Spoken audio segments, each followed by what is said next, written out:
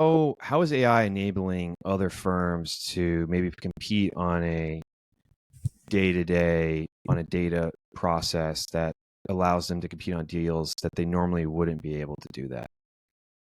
Yeah, I guess so.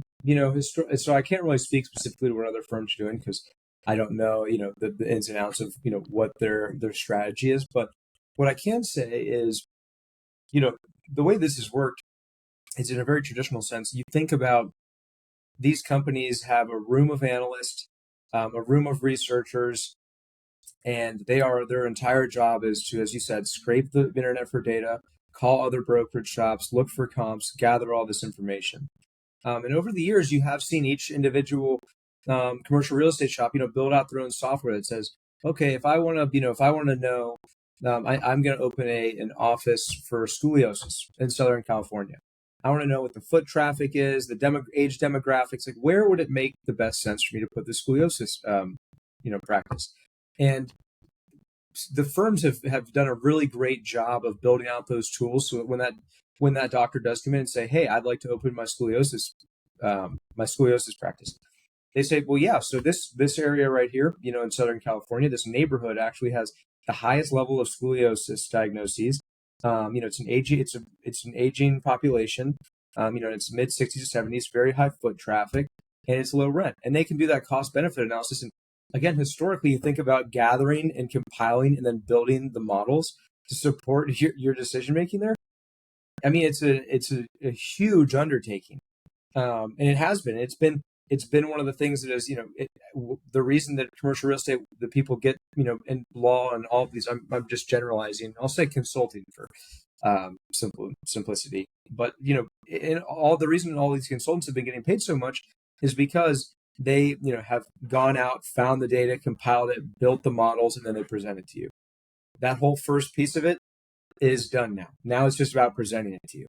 And that's where, even a client that can get in, on a client that wants to move somewhere, like within the commercial real estate world, they can say, well, I can get on ChatGPT, and honestly, ChatGPT can get within throwing distance of, where like a market rent would be.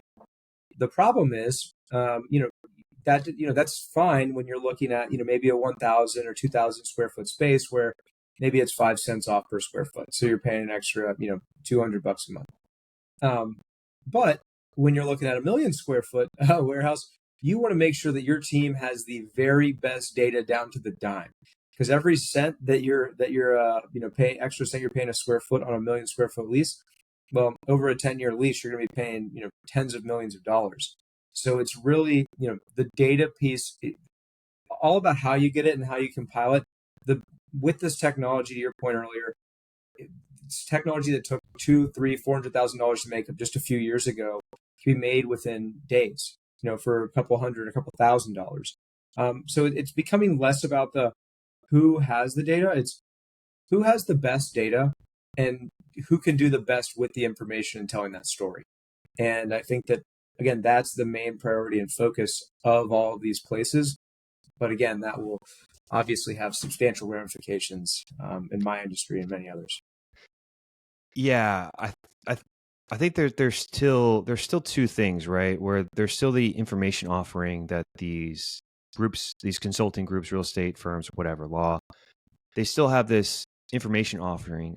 I think the biggest thing that AI potentially does is it allows less resources to be devoted to the input to get maybe a similar, not a like for like output, but similar enough to where it is feasible on, I would say, a smaller deal or a middle market deal, whereas like a massive, $20 million lease deal, it's a little different where it needs to be pretty dang close.